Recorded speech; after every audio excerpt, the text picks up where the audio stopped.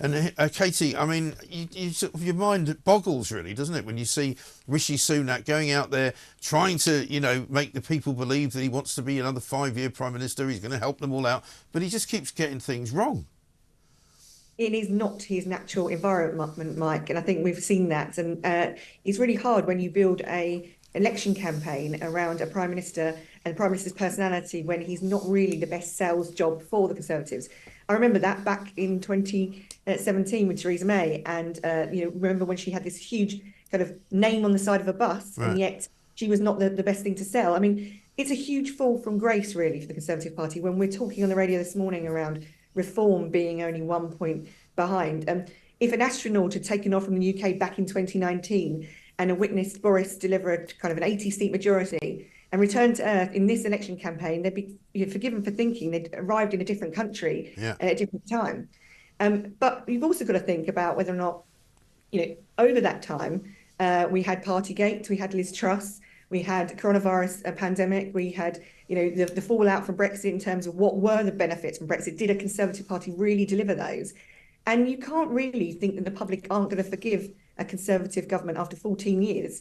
And when you look at the policies and the manifestos the Conservatives have come out with in the last 24 hours, you can understand why people might be thinking, well, you could have done that in the last 14 years. And if you feel that there's so much money to be saved from a welfare budget, then why haven't you done it by now? And if you feel that you could reduce legal migration or illegal migration, why haven't you done it Right. by now?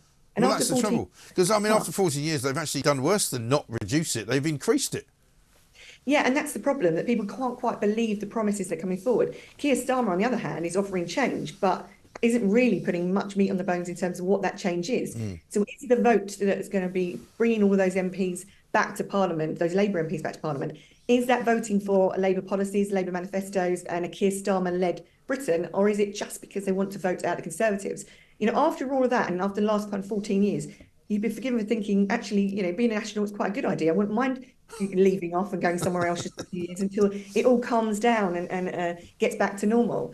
But you can understand why people are thinking, look, this has been so much change, and yet no change in terms of improvements in the last few years. We've gone through some really tough times, and yes, the bill needs to be paid for.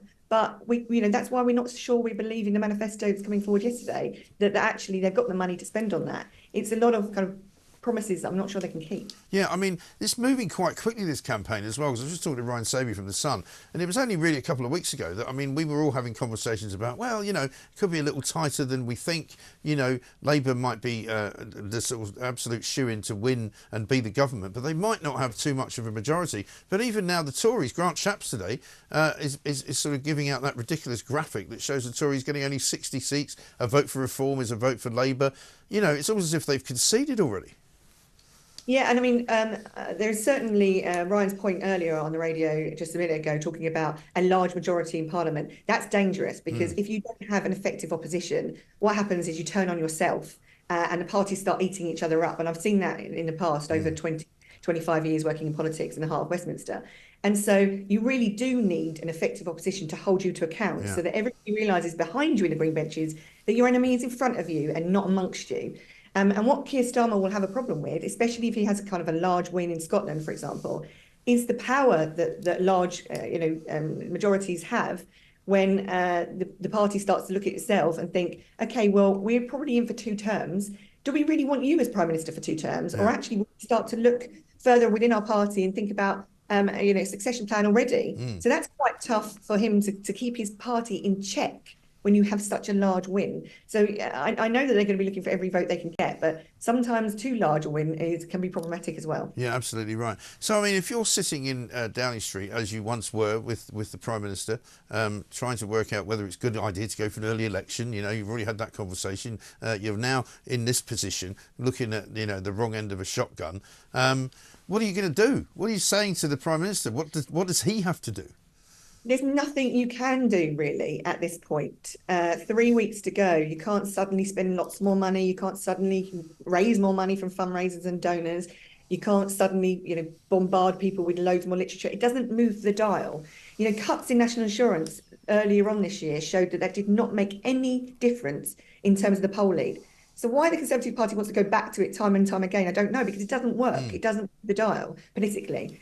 There isn't much you can do just trying to avoid the next gaffe around the corner, to try and think before you move. They were thinking too quickly, they were moving too fast, and they didn't think about the implications of leaving the D-Day moment earlier. And it's really come back to bite them. We're still talking about it 6 days later. Right. They've Well, it doesn't got- help that the fact that he then arrives, as I say, he arrives for the interview, which isn't going out for another 5 days. So he's doing an interview about something that was a much bigger news story that doesn't get mentioned because it hasn't happened yet. And then he manages to make it all worse by saying, "Oh, it all ran over a bit."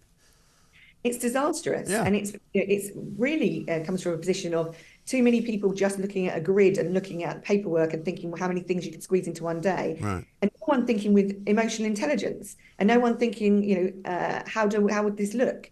The point is you can blame advisors, you can blame lots of other people, but the Prime Minister needs to have stood there and gone, do you think it's a good idea that I leave this? Biden has crossed the Atlantic to come to this. He's older, he's not so well compared to my age and my ability to fit other things into my schedule. Do you really think I should leave this?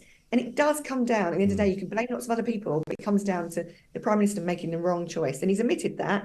And I think it's right that he's admitted that, but it is pretty grim that in an election campaign, days later, we're still talking about it. And of course, Labour don't do anything. Labour just sit tight and collect the keys to number 10 at this rate. I know.